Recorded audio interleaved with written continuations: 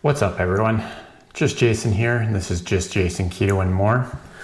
I just wanted to come on here tonight and sort of address some information that I heard from my good friend of mine, Dustin, over at Keto Simple this morning, sort of regarding some new information about LMNT. So LMNT's an electrolyte powder that a lot of us in the keto community utilize to make sure we get our electrolytes in every day.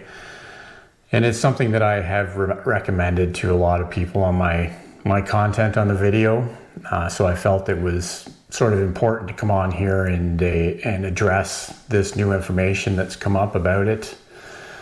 Because I don't want to, I just want to let everyone know so that they're making an educated decision as to what they're consuming as a product. So I guess a bit of backstory. Not too long ago, it was Dustin that brought it to our attention that the natural flavors in LMNT actually contain Maltodextrin, which I won't get too far into the details about it, but it is an ingredient that a lot of us in the keto community try to avoid when we can. It's used as a carrier for the natural flavors in a lot of products. Basically, it's a powder that they attach or put the natural flavor products onto, and it carries into the product. If you don't know what LMNT is, it's actually like a powder mix that goes into water. So that's how they get the natural flavors into the mix itself. So that being said, what we found out a few months ago is that, or what the information we were given initially is that there was only 4 milligrams of maltodextrin per serving. So it was a very sort of negligible amount of maltodextrin. So I addressed it at that time too, saying again, if it's something that you want to completely avoid, you know, I completely understand that. Myself, I wasn't too sort of concerned about it.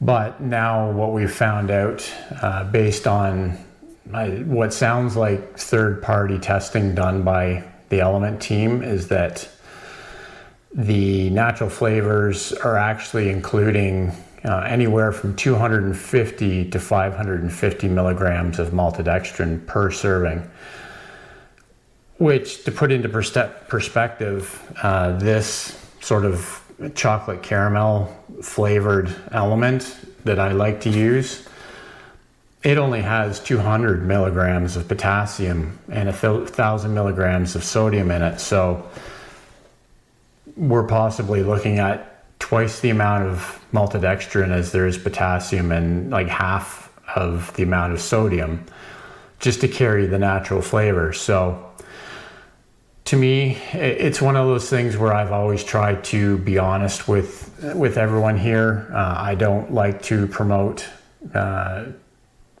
products that have, bad ingredients in them, to the best of my knowledge, kind of thing. So that's why I wanted to come on here and sort of let you know about this new information. Now, this is right on LMNT's website. It's not third party or anything. They're coming out and saying that this is what the levels are.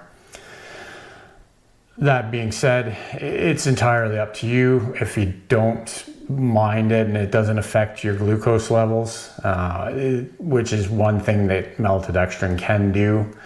And it's also been linked to poor gut health as well. So myself, I'm really focusing on gut health these days. So it may have to be something that I revisit.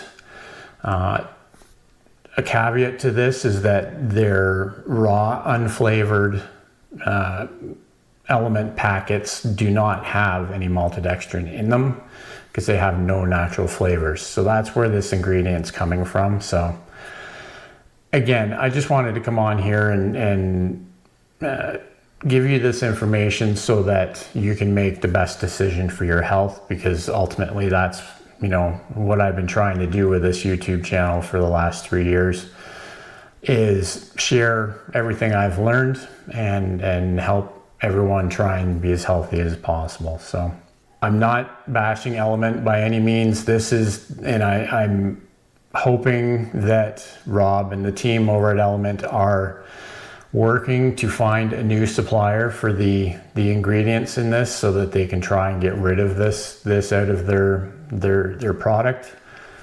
We'll have to see what happens in the future for that.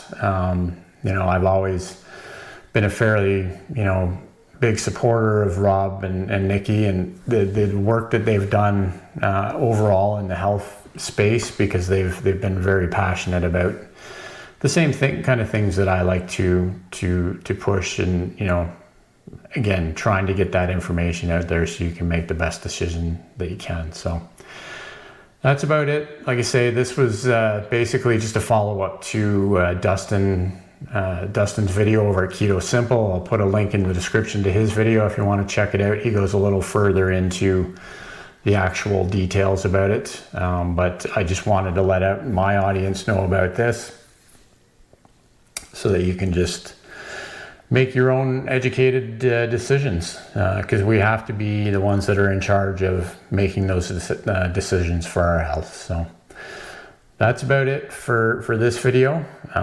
Let me know down in the comments what your concerns are. Like I say, if there's anything else I can find out for you, let me know. I'll talk to Dustin about it, and then if I hear any more information about this in the future, I'll make sure to put out an update video so that you have all the information you need. So that's it for tonight. Keep on thriving, my friends.